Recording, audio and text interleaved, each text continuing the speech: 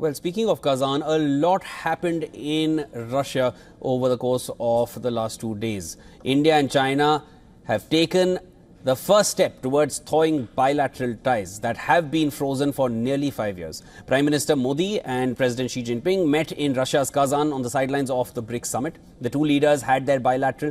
They underlined that maintaining peace on borders should be their priority. They emphasized the importance of properly handling differences and disputes, raising hopes for stability along the line of actual control.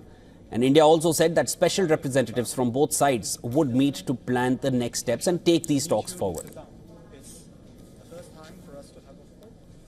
सीमा पार पिछले 4 वर्षों में उत्पन्न हुए मुद्दों पर बनी सहमति का हम स्वागत करते हैं। सीमा पर शांति और स्थिरता बनाए रखना हमारी प्राथमिकता रहनी चाहिए। म्यूचुअल ट्रस्ट, म्यूचुअल रिस्पेक्ट और म्यूचुअल सेंसिटिविटी हमारे संबंधों का आधार बने रहना चाहिए।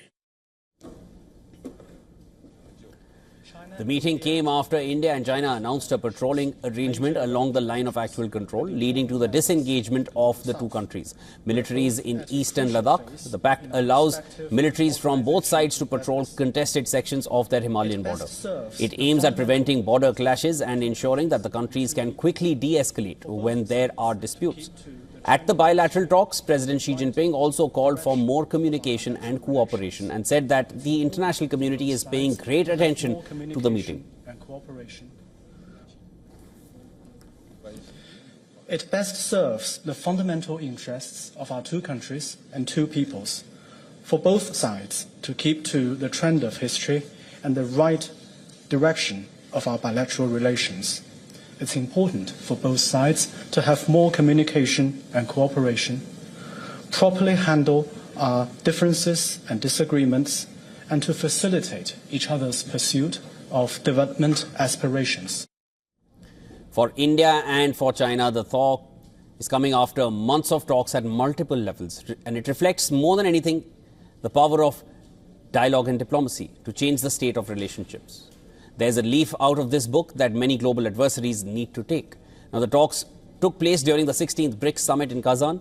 The 3-day summit in Kazan is the largest gathering of world leaders in Russia in decades. The meetings on the final day of the summit are expected to focus on global issues and also the proposed alternate payment system. For more on this, WION's assistant editor for Foreign Affairs, Siddhant Sibal, sent us this report. He's reporting from Kazan, getting us the latest. Listen to this. It's a big day today here in Kazan. Today is the last and the final day of the BRICS Summit. Not only the BRICS member countries will be present, but also invited countries. Let's talk about the Indian subcontinent. Countries like Bangladesh and Sri Lanka will be present. The Sri Lankan side is represented by the foreign secretary of the country.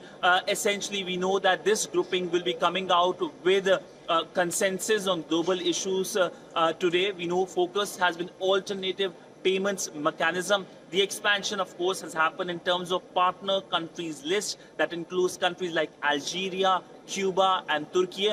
But all in all, this is a grouping that is seen as a grouping of the future, with more and more countries keen to become member of this grouping at a time when the United Nations is seen dysfunctional.